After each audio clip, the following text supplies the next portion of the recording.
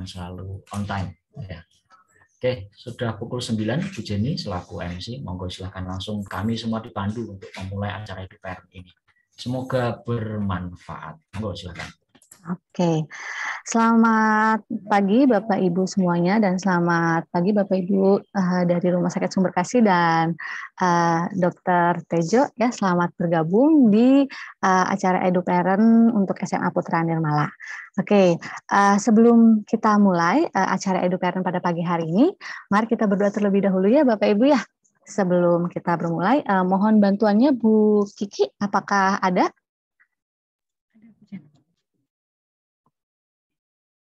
Oke, silakan Bu Kiki bisa pimpin dengan doa. Waktu kami persilahkan.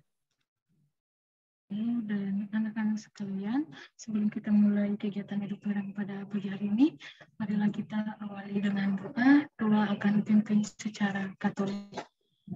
Dalam nama Bapa dan Putra dan Roh Kudus. Amin.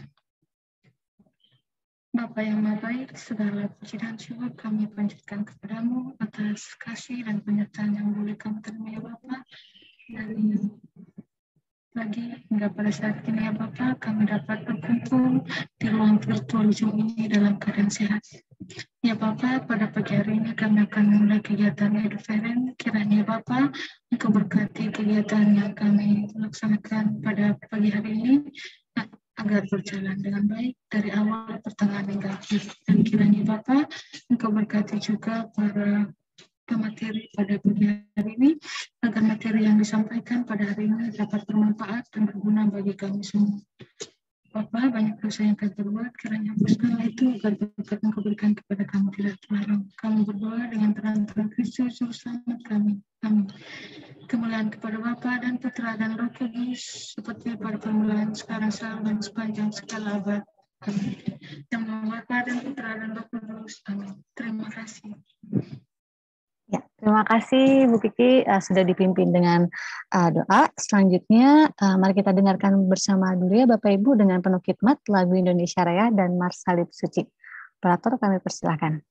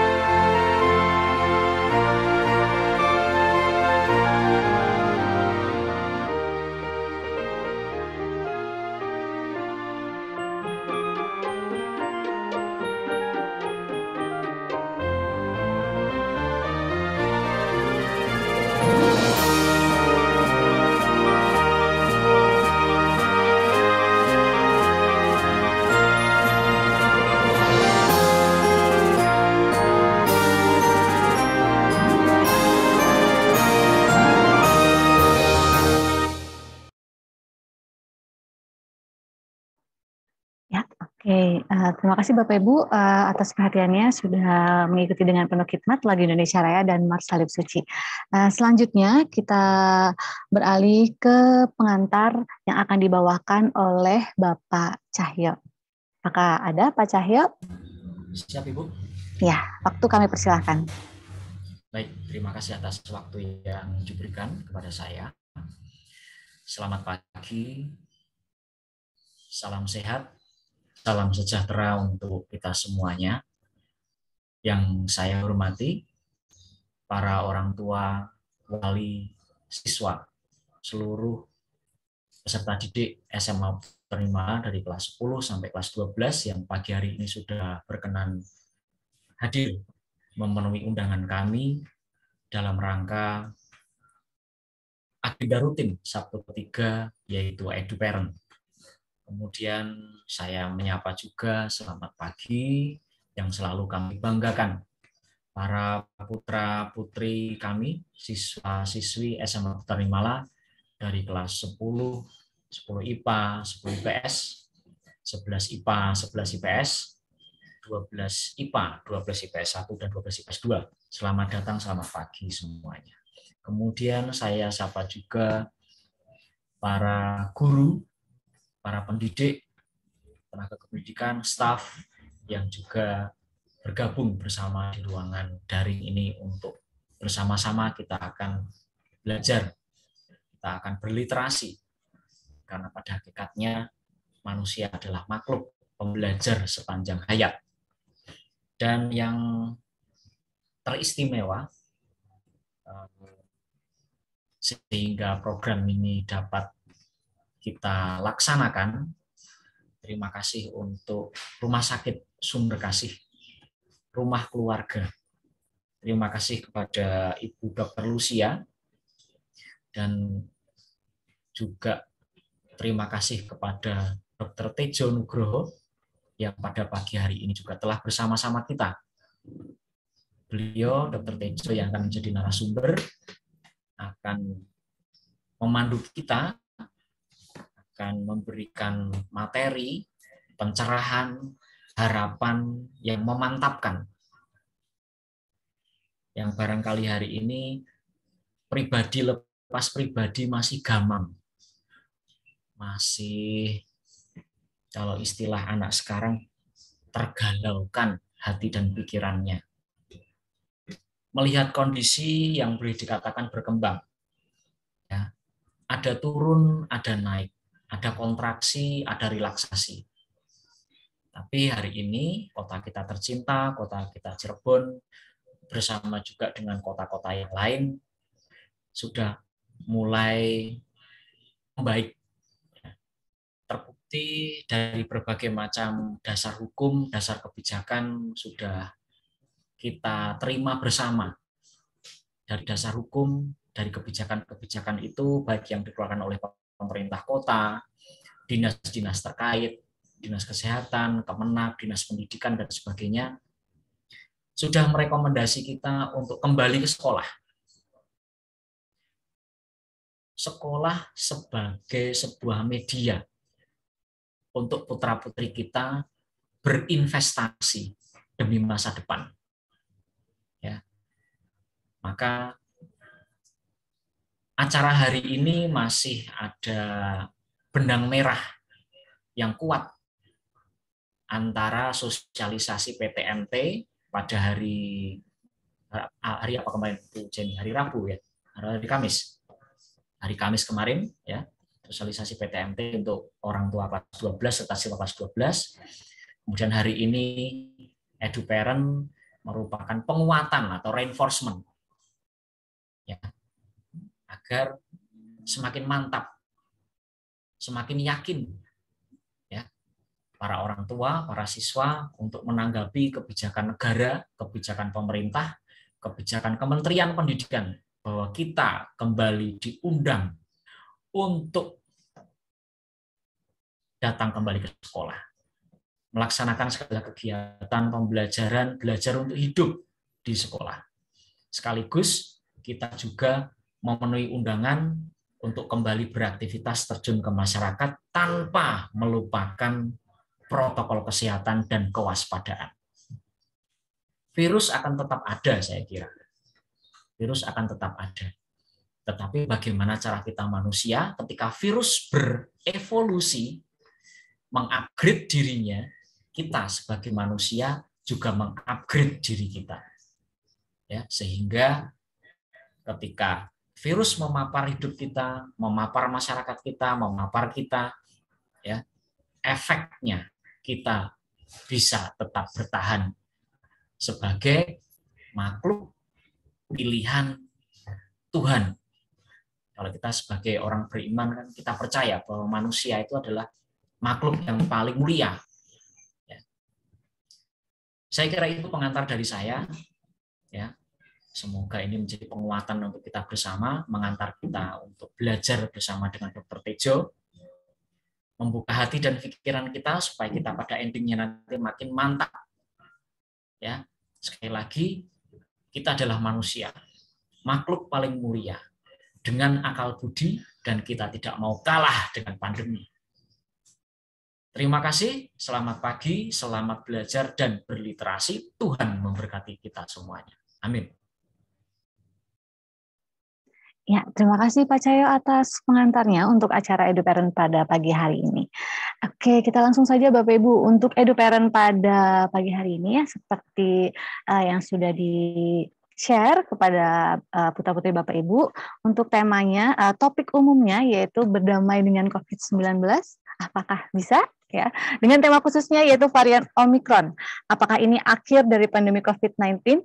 Dan bagaimanakah langkah berdamai dengan pandemi COVID dan memanajemen panik dalam menghadapi COVID ini. Ya, semoga nanti materi hari ini dapat menambah wawasan dan mendapatkan penguatan bagi kita semua, terutama putra-putri Bapak Ibu yang nantinya akan mengikuti kegiatan PTMT yang akan dimulai bertahap pada hari Senin besok. Oke, kita sebelum beralih kepada materi yang akan dipaparkan oleh Dr. Tejo Nugroho, kita akan mendengarkan secara bersama beberapa informasi yang akan disampaikan oleh pihak Rumah Sakit Sumber Kasih. Silakan mungkin bisa. Ya, baik Bu Pak Dwi. Jenny, Ya, kami oke. tampilkan terlebih dahulu untuk slide-nya. Oke, ini dengan Mas Dwi, apakah betul? Saya dengan Fahmi. Oh iya, oke, dengan Pak Pak Fahmi. Cahyo, saya memperkenalkan diri, kami Ya, dari silakan. tim marketing. Saya dengan Fahmi, saya mewakili dengan Dr. Lucia Dewi Puspitasari, direktur kami. Kebetulan direktur kami tidak bisa berkenan dalam Zoom hari ini. Maka berkaitan Zoom hari ini, saya mewakili beliau. Gitu. Baik Bapak Ibu, kami perkenalkan profil Rumah Sakit Sumber Kasih. Slide.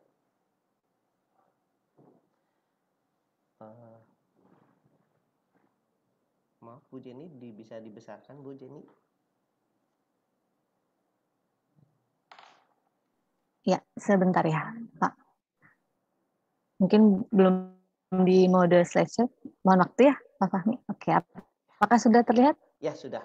Ya, baik Ya, oke, Bapak silakan. Ibu, mungkin ini tampilan kami di tahun 2022 itu seperti yang terlihat bahwa kami ada perubahan untuk di tampilan depan dan tampilan belakang. Slide. Rumah Sakit Sumber Kasih berdiri tahun 1978, yang artinya kami sudah berusia 43 tahun ya Bu, di tahun 2022 ini, dan kami juga sudah bekerja sama dengan provider BPJS di tahun 2014. Slide. Kami tipe rumah sakit kami adalah tipe C dengan status kepemilikan perseroan terbatas.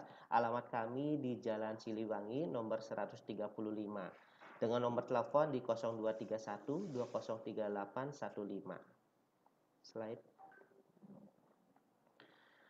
Kami di Rumah Sakit Sumber Kasih untuk kapasitas tempat tidur itu sebanyak 145 bed dengan luas tanah di 4.130 meter persegi dan luas bangunan di 7.913 meter persegi dengan ukuran 6 lantai.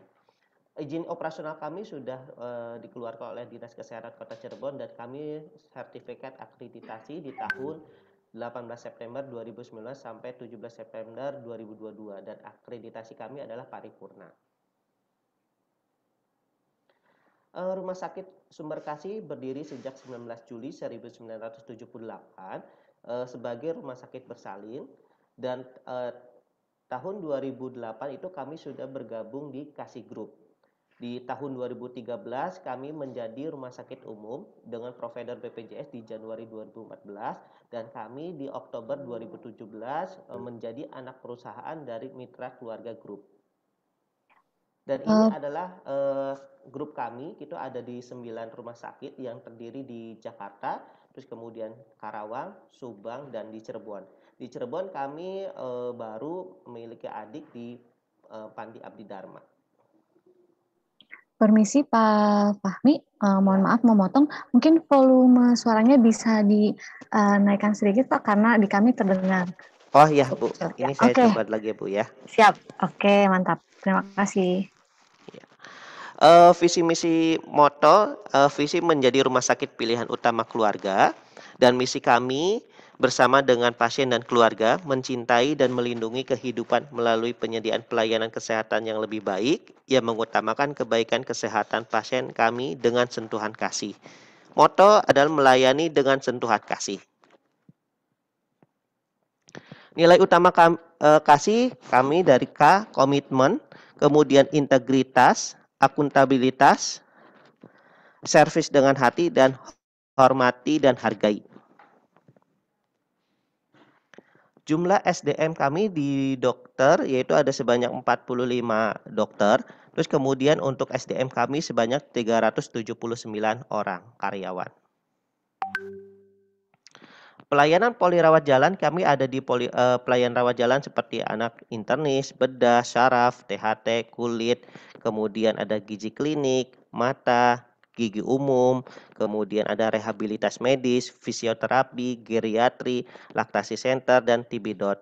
Untuk pelayanan rawat inap, kami untuk kesehatan jiwa, pelayanan gawat darurat, dan ada rumah vaksin.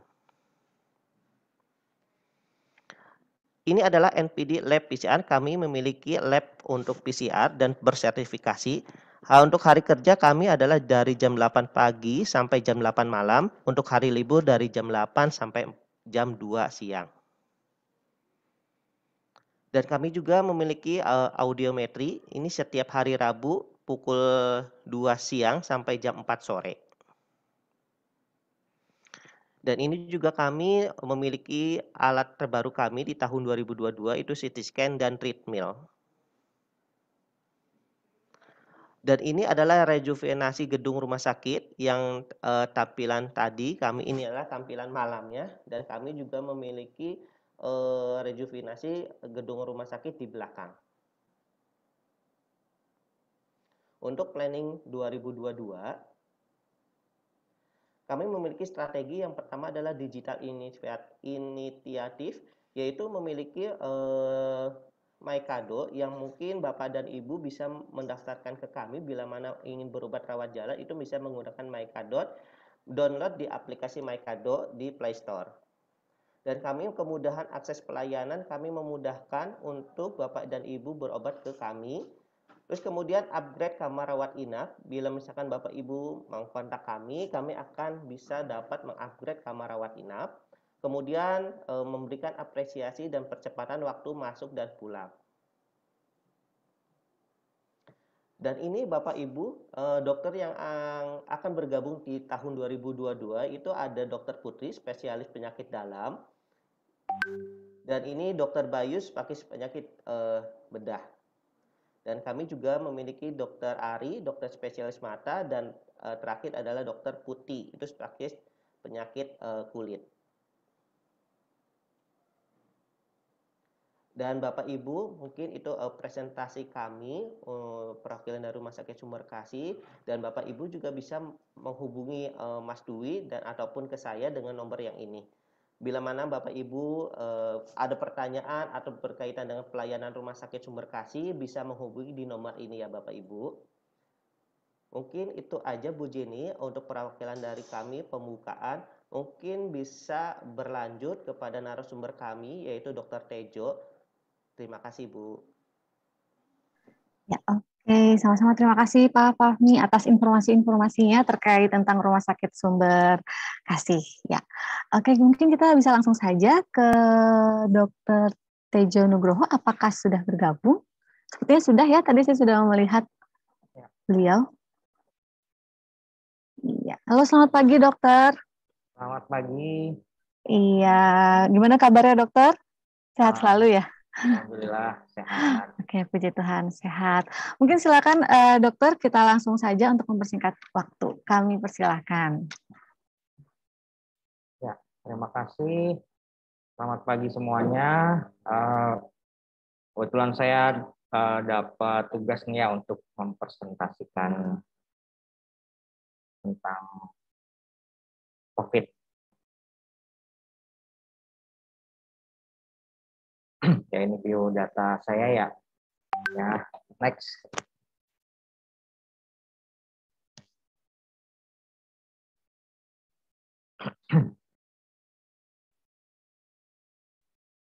Kalau suara saya terdengar jelas? Terdengar Pak, tapi mohon maaf, sepertinya agak terpendam gitu suaranya. Kalau gini jelas nggak? Iya, oke, sudah. Ya, ini temanya apa bisa kita berdamai dengan COVID-19. Ya, jadi yang seperti kita ketahui bahwa coronavirus disease ini yang disebut juga COVID-19 menjadi pandemi di seluruh negara di dunia. Penyebabnya adalah SARS-CoV-2 ya, virus SARS-CoV-2 yang kemudian mengalami beberapa mutasi membentuk varian baru. Nah, untuk varian baru yang saat ini terdeteksi dan mungkin di Cirebon juga sempat ramai ya, tinggi, yaitu varian Omicron ya, dikenal sebagai varian B11529. Nah, awalnya varian ini ditemui di Afrika Selatan 24 November 2021 dan menyebar ke seluruh dunia.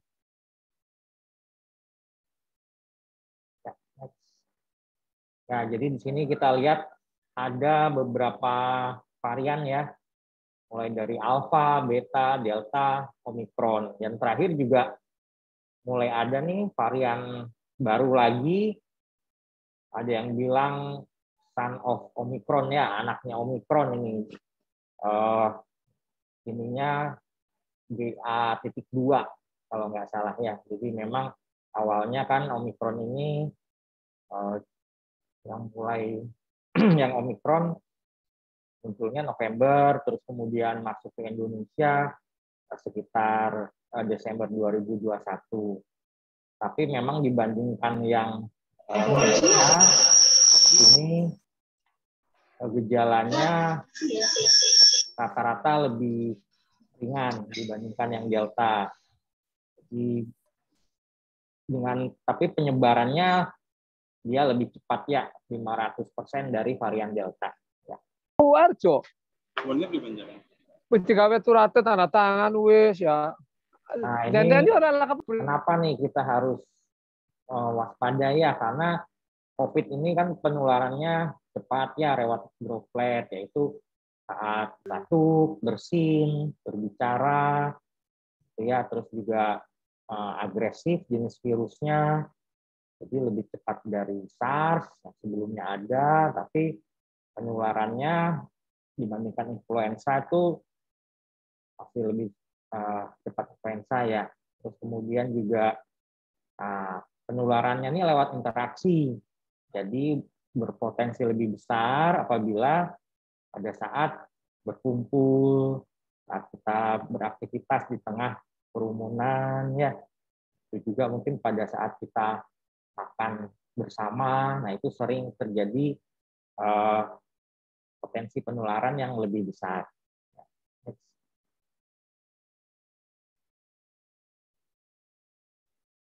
Nah, gejalanya memang gejala umumnya seperti demam, batuk, ya, Sebelum-sebelumnya ada kehilangan indera penciuman, sampai sesak nafas, terus kemudian gangguan rasa, pengecapan, ya, untuk gejala umumnya. Tapi kalau yang untuk Omikron ini memang diketahui lebih ringan, tapi juga kita juga harus waspada ya, karena kan ini salah satu varian saja gitu. Kita tidak bisa memilih penyakit kena. Misalnya kalau kena, oh mau yang Omikron saja kan kita nggak bisa ya. Gitu. Atau ada juga yang tidak menunjukkan gejala ya, sehingga ketahuannya pada saat tes antigen atau swab PCR. Nah kalau dulu-dulu itu sering yang mau berpergian dengan kereta atau berpergian dengan pesawat kan, kemarin-kemarin masih ada tes antigen atau PCR, sehat-sehat aja, tapi setelah dites ternyata positif ya. Nah untuk riwayat penyakit bagi yang menderita penyakit tertentu seperti diabetes jantung atau penyakit ginjal itu lebih rentan terkena COVID-19 dan biasanya juga kondisinya lebih parah.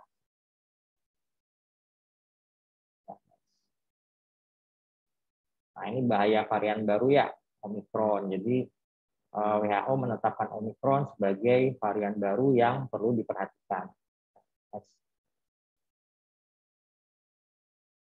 Nah, ini ada nama ilmiahnya B11529, tadi ya udah disebutkan ya, dilaporkan pertama di November 2021, disebut juga varian of concern ya. Kenapa? Karena ini mutasi virus terbanyak dibandingkan varian lain ya. Sebetulnya sudah banyak nih variannya, ada sekitar yang ketahuan tuh 32 mutasi ya. Terus juga resiko penularannya sangat tinggi, memiliki peningkatan resiko infeksi ulang dan berpotensi turunkan efikasi dari vaksin.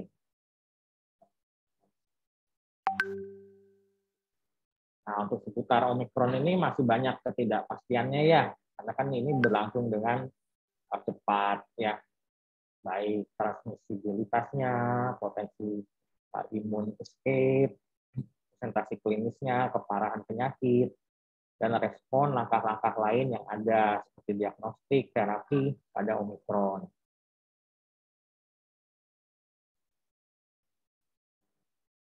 Apa ini bisa disebut akhir pandemi? Karena mungkin dibilang ya gejalanya lebih ringan gitu ya. Nah ini, tapi kan seperti yang kita ketahui kemunculan Omikron ini daya tularnya lebih cepat dari varian-varian sebelumnya, dan juga kita lihat nih mungkin baru ya, mungkin kita lihat di berita ada lagi nih jenis varian baru ya setelah Omikron ini yang tadi saya sebutin tuh, ada BA.2 ya untuk ilmiahnya. Jadi memang walaupun Omikron ini tidak seganas varian Delta, tapi tetap saja varian-varian baru ini tetap memberikan risiko pada pasien-pasien yang rentan ya, pasien lansia, anak, ataupun pasien-pasien dengan komorbid seperti tadi sudah disebutkan, diabetes jantung, hipertensi, ginjal ya, dan mereka yang belum bisa mendapatkan vaksinasi karena alasan kesehatan. Ya. Nah, peningkatan kemampuan replikasi virus ini juga mengubah karakter Omikron ya. Jadi masa inkubasinya lebih pendek ya, jadi lebih cepat memunculkan gejala. Peningkatan jumlah kasus terlepas dari perubahan tingkat keparahan ini tetap memberikan tekanan besar pada sistem pelayanan kesehatan kita ya. Dan juga populasi yang rentan ini akan merasakan dampaknya ya, gitu. Terutama di negara yang cakupan vaksinasinya masih rendah.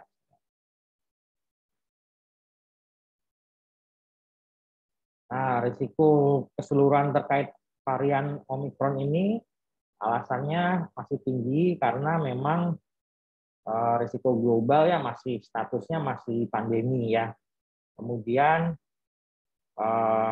terdapat bukti awal nih dari awal-awal penelitian tentang Omikron bahwa berbeda dari yang lain, potensi imun escape-nya dengan transmisibilitas yang lebih tinggi terjadi pada varian Omikron ini.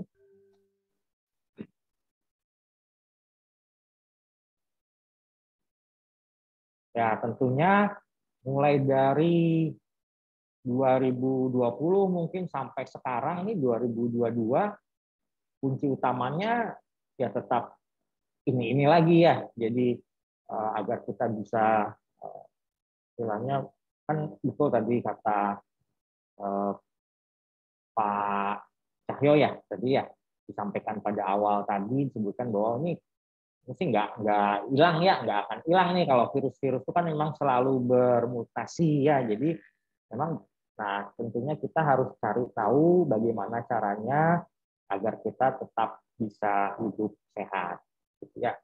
Tentunya dengan memakai masker, mencuci tangan pakai sabun, kemudian menjaga jarak, menghindari kerumunan, mengurangi mobilitas, dan juga tentunya dengan vaksinasi ya. Ya, next. Nah, tentunya juga tambahannya konsumsi gizi yang seimbang, aktivitas fisik, olahraga teratur, dan istirahat cukup. Dan juga untuk penderita-penderita dengan komorbid tentunya dengan minum obat secara teratur. Ya. Nah ini ya jadi ya tes aja nih yang tadi ya diulang lagi.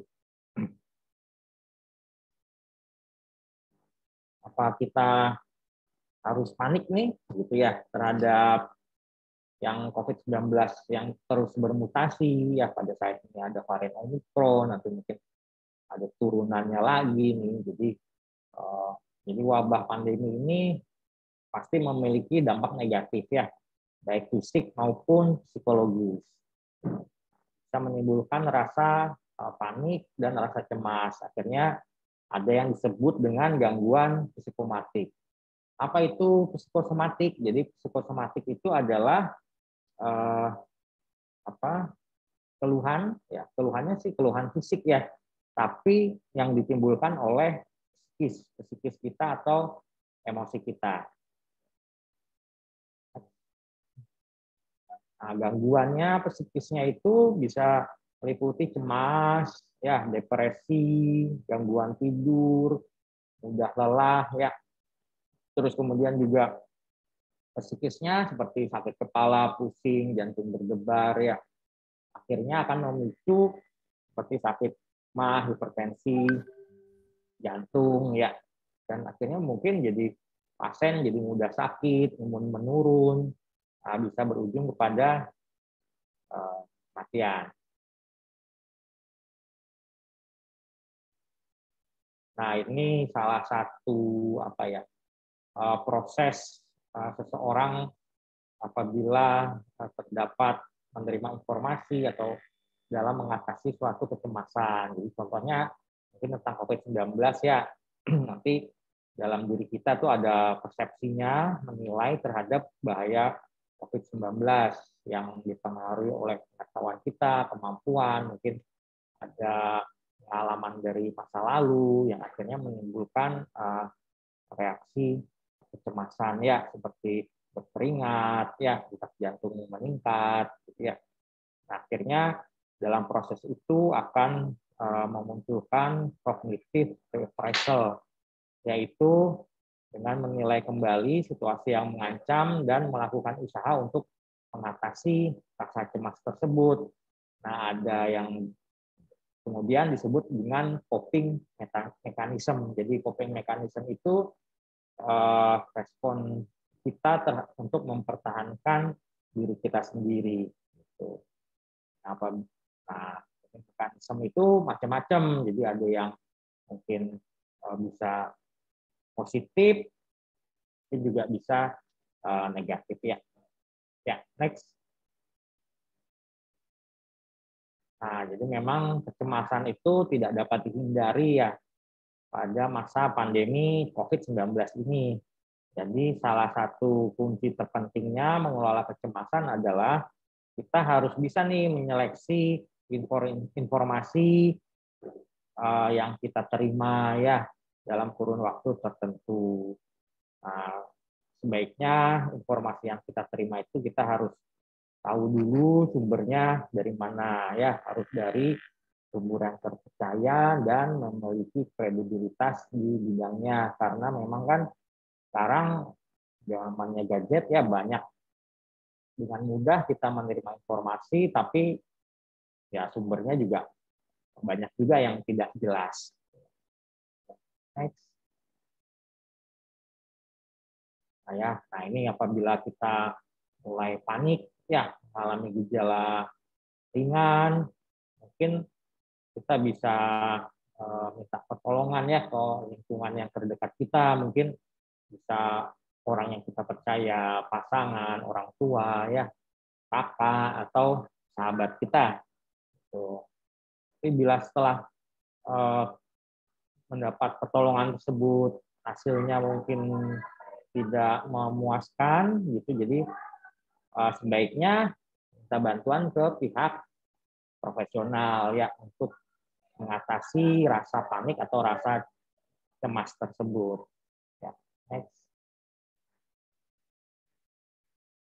Ya, berdamai dengan COVID ya bukan berarti kita menyerah ya, bukan berarti kita pasrah gitu ya, tetapi harus dimaknai dengan sebagai perubahan fundamental dari kita sendiri ya gitu. Juga berbagai penyesuaian kebiasaan hidup baru nih gitu ya, kalau kita bilang new normal ya gitu.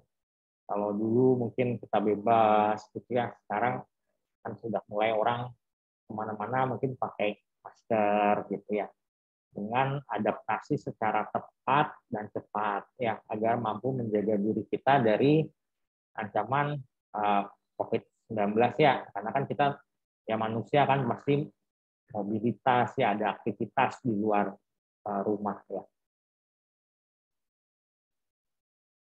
Nah, ini kesimpulan ya, jadi bentuk penyesuaiannya adalah ya selalu menjalankan protokol kesehatan dengan ketat ya, serius dan konsisten ya, seperti menjaga jarak, physical distancing, menghindari kerumunan gitu ya, dan selalu memakai masker saat keluar rumah, cuci tangan dan menggunakan sabun, mungkin kalau ada sabunnya di rumah, cuman sekarang kan juga banyak dengan hand sanitizer ya, dan menerapkan pola hidup sehat lainnya. Ya, hindari stres dan tetap optimis dengan melakukan aktivitas sehari-hari dan tetap menjaga jarak. Ya, sekian, terima kasih. Ya, oke. Wow, terima kasih Dr. Tejo Nugroho yang sudah banyak nih memberikan wawasan ya. Saya juga tadi baru tahu ternyata memang ada penamaannya tersendiri ya untuk setiap virus itu, dan yang Omikron tadi itu B21 apa B12 tadi ya? Tadi itu yang Omikron itu virusnya B11. Oh, B11. Ya. Oke, Bapak Ibu atau anak-anak silakan jika ada yang ingin bertanya dengan Dr. Tejo Nugroho. Untuk Dr. Tejo itu spesial penyakit dalam. Penyakit dalam. Ya, betul. Dan sudah bergabung di Rumah Sakit Sumber Kasih itu dari tahun 2016 ya, kalau tadi tidak salah. Iya. Oh ya, berarti sudah cukup lama ya, Dokter? Ya, cukup tua. Berarti kok kalau semakin lama itu berarti pengalamannya semakin banyak, Dok. Amin. Oke, silakan Bapak Ibu jika ada yang ingin bertanya boleh, atau open mic silakan boleh. Jika penasaran nih, karena mungkin beberapa saja dok, Bapak Ibu mungkin yang masih mengkhawatirkan karena SMA Putra Nirmala ini kan per hari Senin itu sudah ditugaskan dan dimandatkan untuk akan melakukan PTMT. Nah mungkin Bapak Ibu mungkin masih ada yang masih perlu dikonfirmasi gitu ya, atau mau mencari tahu tentang Omikron ini seperti apa agar tidak panik ke depannya dok ya, karena kalau udah panik itu wah nanti bisa buyar ya dok ya. Oke, silakan Bapak Ibu atau anak-anak sekalian. Ya, Bu Jenny, mungkin untuk 3 pertanyaan terlebih dahulu ya, Bu. Iya, boleh. 3 pertanyaan silakan. Apakah sudah ada mungkin dari admin? Belum ya? Oke, silakan Bapak Ibu boleh bertanya. Oke, ini ada pertanyaan dari Pak Toto nih dok. Dok, terkadang yang terkena COVID itu tidak bergejala. Bagaimana cara mengenalinya dok, supaya kita tidak gusar seperti itu? Mungkin bisa dijawab, silakan dok. Ya, terima kasih. Betul sekali ya, jadi memang yang terkena COVID itu ada macam-macam ya, mulai tidak bergejala, kemudian juga ringan, sedang, berat. Ya. Nah, kalau ringan mungkin kita bisa langsung ingin memeriksakan ya, bisa ke pelayanan kesehatan atau yang ada klinik-klinik yang melakukan pemeriksaan. Mungkin sekarang yang lagi rame itu antigen ya, swab antigen gitu. Tapi kalau memang tidak bergejala, ya memang sulit kita untuk mengetahui apakah diri kita terkena atau tidak gitu. Biasanya memang yang tidak bergejala itu ketahuannya mungkin ternyata misalnya di kantor atau sekolah gitu ya, ada yang ternyata didapatkan laporan informasi terkena COVID-19. Nah, kitanya mungkin pernah kontak gitu ya, atau mungkin yang mau berpergian ke luar negeri, ke luar kota dengan pesawat atau kereta gitu ya, kita cek antigen ternyata positif. Jadi memang kalau yang tidak bergejala biasanya ketahuannya tuh secara insidental saja gitu. Pada saat kita ada keperluan, ada kebutuhan, baru ketahuan. Cuman memang kalau ya tentunya ya tadi yang sudah disebutkan di materi, jadi ya pencegahannya ya memang dengan ya 5M itu tadi ya, gitu, dan ditambah vaksinasi gitu. Tapi kalau memang untuk mengetahui ya karena tidak bergejala, ya kita juga tidak ketahuan gitu ya. Ya, oke. Memang untuk cek and recheck-nya itu kalau yang tidak bergejala tuh harus pada saat swab ya dok ya. Iya betul. Itu. Oke. Nah ini dok ada pertanyaan yang kedua dari mungkin orang tua atau dari Adelnya sendiri ya, Adelia kelas 12 IPA. Jika varian corona terus berkembang, apakah berarti kita akan semakin akrab dengan virus corona sehingga siapapun yang terkena COVID akan menjadi hal yang wajar seperti flu? Ya, jadi kalau untuk saat ini kan memang statusnya masih pandemi ya. Tetapi ini juga dari Organisasi Kesehatan Dunia, WHO, maupun dari pemerintah Indonesia ya, Departemen Kesehatan itu memang ada rencana untuk menurunkan statusnya gitu ya. Jadi lokal aja nih, endemi gitu. Jadi memang diharapkan memang untuk kedepannya nanti entah kapan ya gitu, itu virus ini akan seperti virus-virus flu biasa gitu ya. Cuman kan sekarang ini karena masih pandemi, jadi tentunya kita juga masih harus ya berhati-hati. Tentunya ke depan juga harus tetap berhati-hati ya. Mungkin yang masih muda kan tidak terlalu gejalanya kan tidak terlalu berat. Ya, mungkin tanpa gejala, tidak terlalu berat, hanya gejala ringan saja. Tapi yang akan menjadi kendala adalah pada pasien-pasien yang dengan komorbid maupun pada pasien lansia. Gitu. Jadi ya seperti itu. Ya oke, Adel, semoga bisa menjawab ya pertanyaannya ya. Ada lagi dok, pertanyaan yang ketiga nih dari Hendrikus kelas 12 IPS. Selamat pagi dok, apakah vaksin COVID-19 akan tetap efektif dengan terus berkembangnya COVID-19? Terima kasih. Oh ya, ya jadi kan memang vaksinasi itu dia itu prinsipnya untuk menimbulkan antibodi ya, antibodi terhadap COVID-19. Jadi bukan berarti yang sudah divaksin itu tidak akan terkena COVID. Tapi karena kita sudah ada pengenalan di tubuh kita, jadinya gejala keluhan yang muncul tidak seberat pada penderita COVID yang belum divaksin. Ya tentu saja vaksin COVID-19 ini akan tetap efektif ya, walaupun kedepannya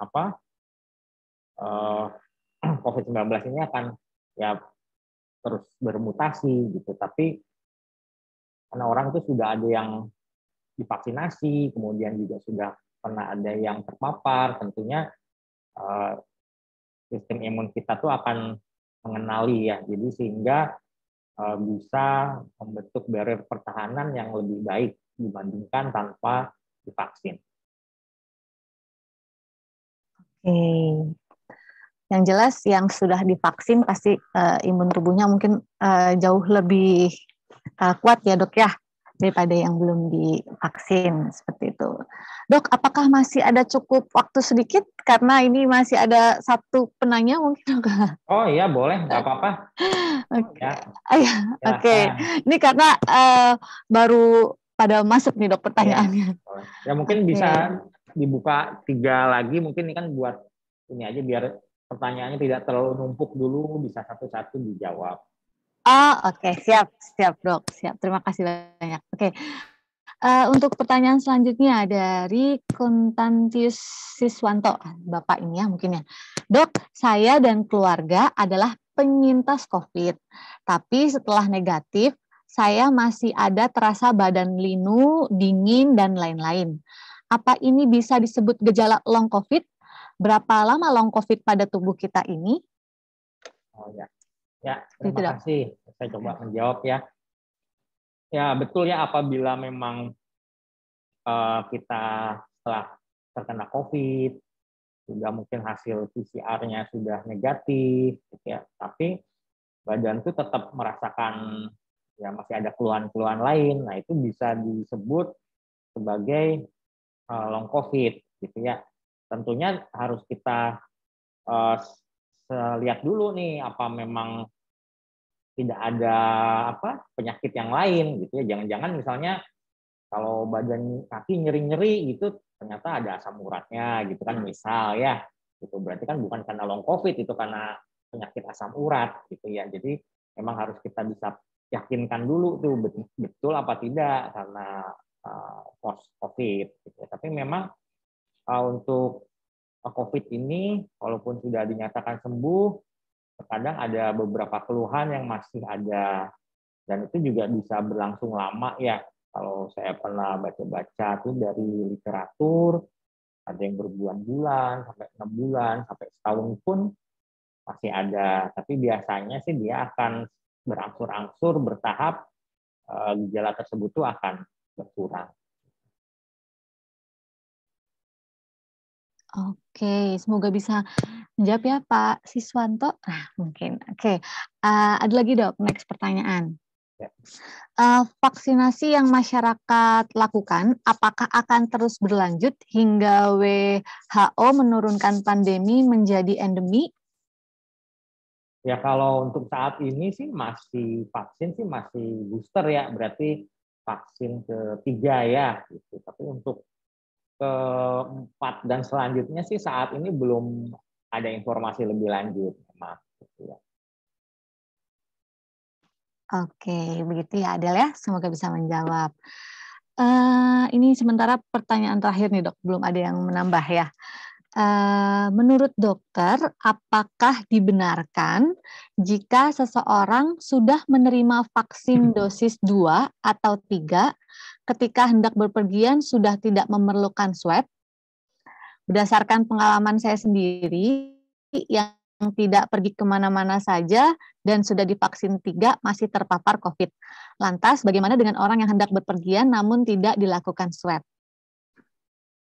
Ya, terima kasih. Dokter. Ya, tentunya kalau masalah akan berpergian, terus kan sekarang yaitu ya sudah ada informasi tidak sudah vaksin kedua, ketiga tidak perlu ada pemeriksaan antigen atau PCR ya, yaitu kan kebijakan pemerintah ya, itu ya. Ya memang ada beberapa yang menilai ya, seperti tadi disampaikan gitu, yang di rumah aja masih kena gitu, apalagi yang berpergian. Cuman ya itu sih memang karena aturan pemerintah seperti itu gitu.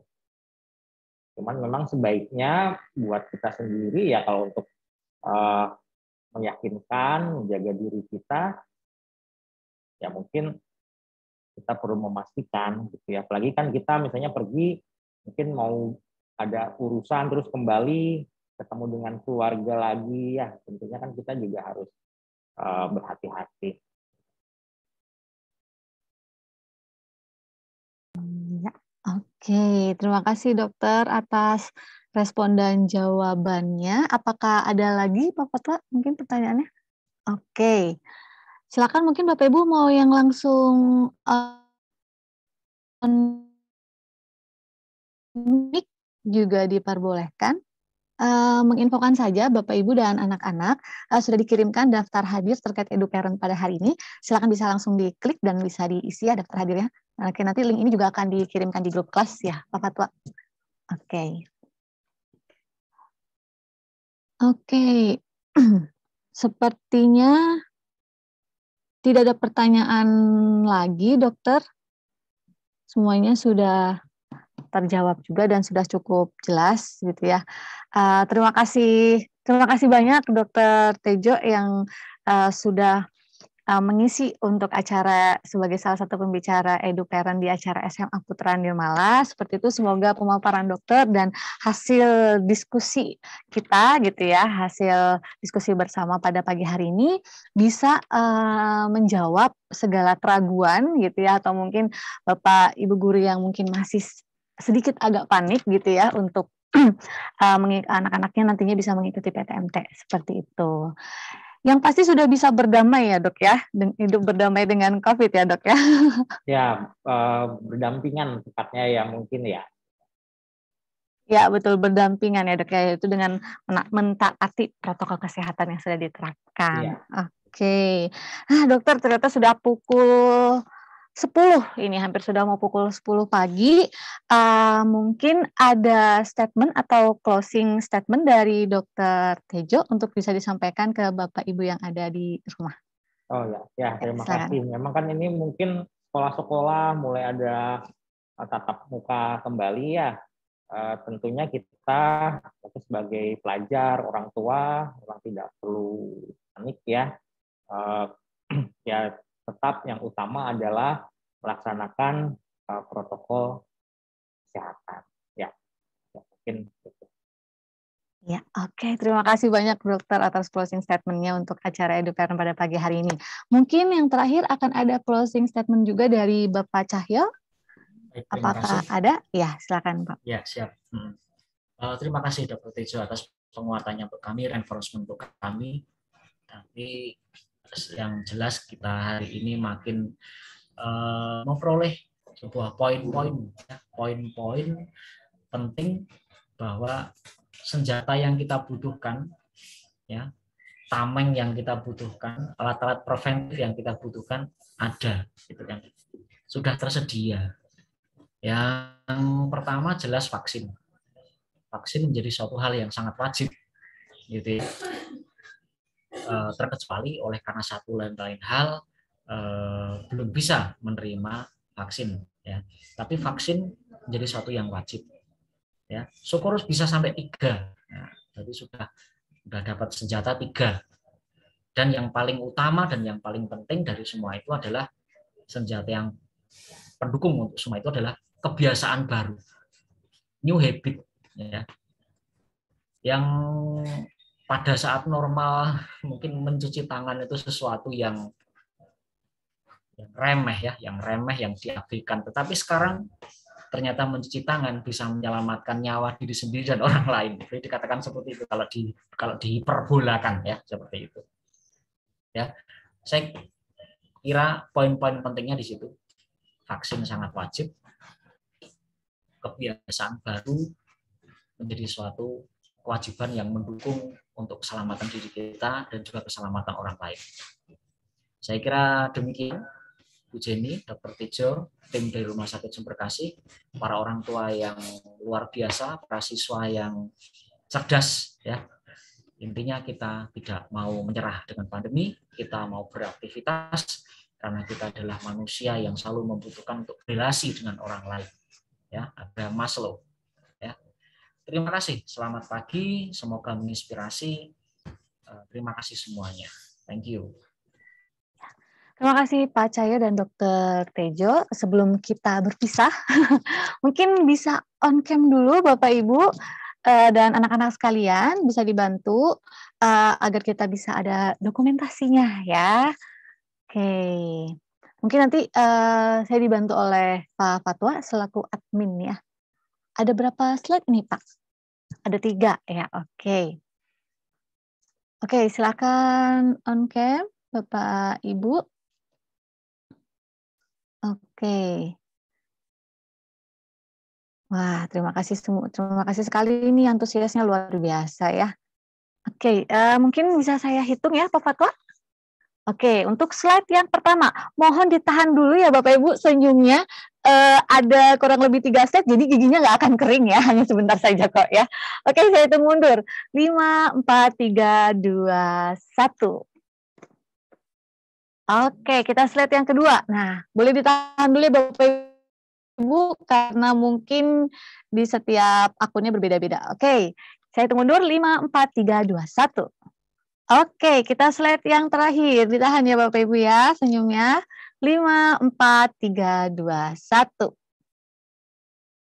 Oke, terima kasih Pak Fatwa sudah dibantu screenshot-nya. Dan kami ucapkan sekali lagi terima kasih untuk Dr. Tejo Nugroho yang sudah berkenan untuk mengisi di acara EduParent pada pagi hari ini, dan tim dari Rumah Sakit Sumber Kasih yang sudah mau menjalin kerjasama dengan SMA Putra Nirmala. Semoga dengan adanya kerjasama ini bisa semakin mempererat tali silaturahmi kita, ya.